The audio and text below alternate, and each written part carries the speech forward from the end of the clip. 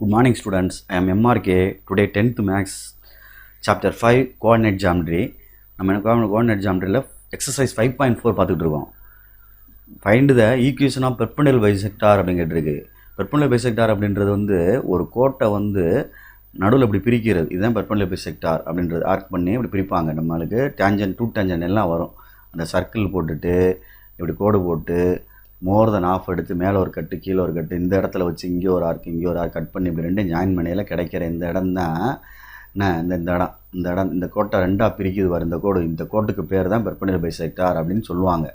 இது 6th ஸ்டாண்டர்டில் இதில் ஜாமெட்ரியிலே இருக்குது, ப்ராக்டிக்கல் ஜாமெட்ரியில் இருக்குது. ஓகே சொல்கிறது, அதனால் கேர்ஃபுல்லாக படிச்சுக்கோ. இதை ஒரு பாயிண்ட்டை வந்து நம்ம ஏன்னு கொடுத்துருக்கு எடுத்துக்கிடுவோம். -4,2 இதெல்லாம் கேட்டால் பசங்க செய்ய மாட்டாங்கன்ற மாதிரி ஃபீல் பண்ணுவாங்க. டிஃபிகல்ட்டு சம்னு ஈஸிடா தம்பி, அண்டர்ஸ்டாண்ட் பண்ணிட்டோம்னா எல்லாமே ஈஸிடா. அதனால தான் உன்ட்ட சொல்கிறேன், அண்டர்ஸ்டாண்ட் பண்ணு, புரிஞ்சுக்கோ அப்படின்னு சொல்கிறேன். ஏன்னா ஓகே ஸ்டூடெண்ட்ஸ், ஓகே குட்.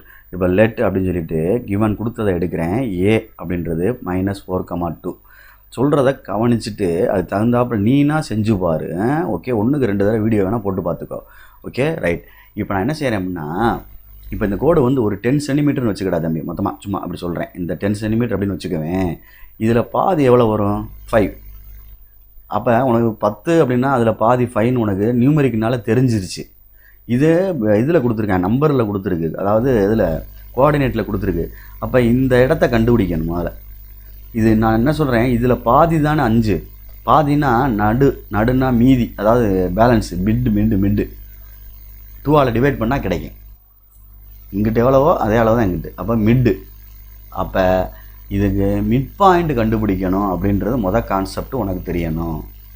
இதுதான் வேலை. நடுவில் உள்ள புள்ளியை கண்டுபிடிக்கணும், நடுப்புள்ளி கண்டுபிடிக்கணும். அப்போ அந்த பாயிண்ட்டை வேணால் டின்னு வச்சுக்கலாம், சரியா? அப்போ let D be the mid point of AB. Formula என்னென்ன எழுதுகிறோம் கவனித்து பார்க்கணும். நடுவில் போகும். பைசெக்டார் அப்படின்னா ரெண்டாக பிரிக்கிறது கோட்டை. இந்த கொஸ்டின்லேயே இருக்கு பாரு, பைட் செக்டார்னா ஒரு கோட்டை 2ஆக பிரித்தல். பைனா 2. ஒரு கோட்டை 2ஆக பிரிக்கணும் அப்படின்னா சமபாகமாக பிரிக்கும்ல. அப்போ மிட் பாயிண்ட் கண்டுபிடிக்கணும். மிட் பாயிண்ட் கண்டுபிடிக்கல x1 + x2/2 y1 + y2/2 இதுதான் ஃபார்முலா. அதுதான் மிட் பாயிண்ட் பிரிக்கிறது.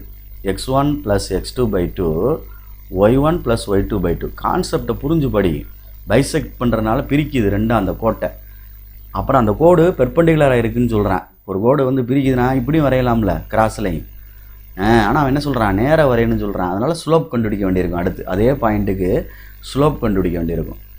ஸ்லோப் கண்டுபிடிச்சிட்டு ஒரு மிட் பாயிண்ட் கிடச்சிருச்சு, ஒரு ஸ்லோப் கிடச்சிரும்.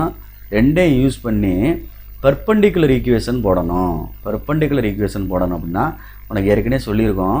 y - y1 = -1/m × x - x1 அப்படின்றதான் இது பெர்பெண்டிகுலர் ஈக்குவேஷன் அப்படின்னு சொல்கிறது உனக்கு தெரியும். ஓகே ஸ்டூடெண்ட்ஸ், அதை நம்ம செய்ய போகிறேன். வேறு ஒன்றும் இல்லை, இந்த அப்ளை பண்ணுறேன். உன்னை சொல்லிக் கொடுத்ததை இப்போ செய்ய போகிறேன். கணக்கை புரிஞ்சுக்கோ, சரிங்களா? ஏன்றது இது x1 y1 படத்திலே போட்டேன், ஏன்னா 2 பாயிண்ட்டு தானே. இது x2 y2. நல்லா நீட்டாக போட்டுக்கடா தம்பி படத்தை. ரைட், உனக்கு சொல்லிக் கொடுக்குறதுனால அப்படி எழுதுறேன். அதே திருப்பி இந்த வார்த்தையை சொல்கிறேன்ல. x1 + x2 -4 இருக்குது, x2 எங்கே என்ன இருக்குது, 6 இருக்குது. அப்போ -4 + 6/2 அதுதான் இது செட்டு. அடுத்து ஒய்க்கு உள்ளதை பாரு, 2 அங்கே என்ன இருக்குது, -4. 2 - 4 / 2 இதுதான் டி. மிட் பாயிண்ட் கண்டுபிடிச்சிட்டு இருக்கேன். ஓகே, அப்போ கழிச்சோம்னா என்ன வந்துடும், 2/2. இங்கே என்ன வந்துடும், -2/2.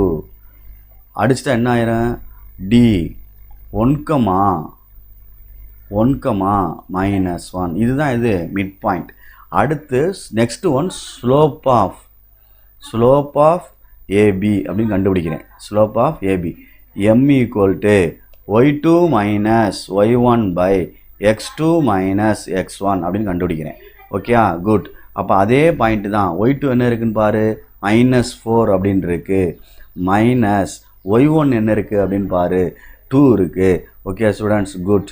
நெக்ஸ்ட்டு பை x2 என்ன இருக்குன்னு பாரு. x2 என்ன இருக்குது, 6. எக்ஸுக்கு வந்து 6 மைனஸ் x1 என்ன இருக்குன்னு பாரு, -4. அப்போ சேர்ந்தா என்ன ஆயிரும், ஆட்டோமேட்டிக்காக +4 ஆயிரும். அப்போ தம்பி -6 மேலே ஆட் பண்ணோம்னா நீ வேலை ப்ளஸ் 6ன்னு சொல்லி போடாத. லைக் டேர்மு கீழே வந்து என்ன ஆயிரும் 10ன்னு ஆயிரும். அடித்தோம்னா 3 2 சார் 6 5 2 சார் 10 -3/5 இதுதான் என்னடா தம்பி எம் அப்படின்னு அர்த்தம். ஓகே ஸ்டூடெண்ட்ஸ், இதுதான் என்னது எம். இப்போ எம் கண்டுபிடிச்சிட்டேன். அடுத்து இந்த மிட் பாயிண்ட் கண்டுபிடிச்சிட்டேன். ரெண்டையும் யூஸ் பண்ணி பெர்பெண்டிகுலர் பைசெக்டார் போட போகிறேன். Equation of perpendicular bisector. அப்போ நீ நாற்று வச்சுக்க அந்த பெர்பெண்டிகுலர் வார்த்தை யூஸ் பண்ணிக்கிட்டே இருக்கேன்.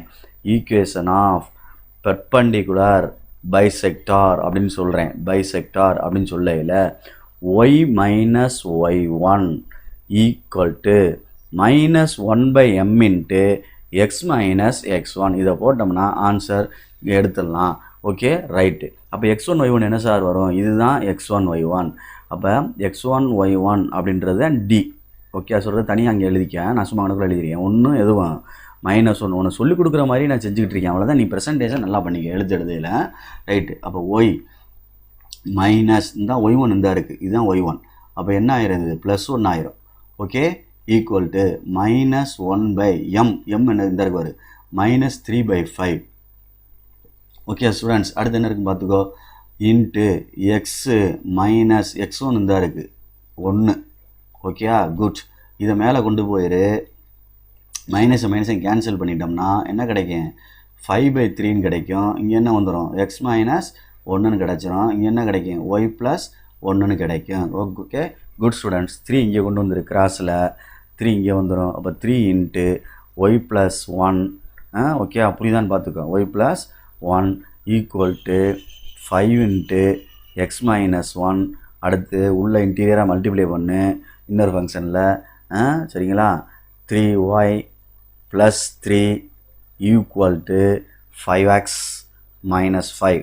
குட். எக்ஸ் வந்து ப்ளஸில் இருக்கனால இது ரெண்டையும் இங்கிட்டு கொண்டு போயிரு.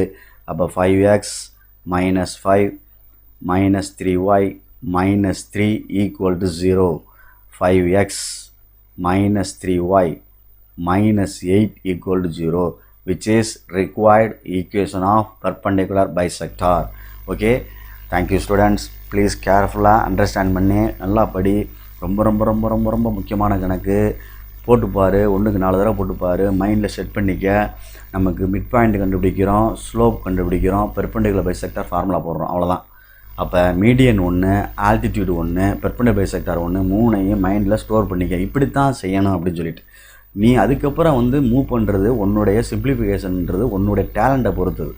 ஓகே, எப்பயுமே கணக்கை கான்செப்ட்டு ரொம்ப முக்கியம். எப்படி செய்யணும், என்ன கேட்டிருக்கு, எப்படி செய்யணும், எப்படி ஆன்சரை எடுத்துகிட்டு வரலாம் அப்படின்றது தான் உன்னுடைய திறமை. அந்த திறமை தான் முக்கியம். Okay, thank you.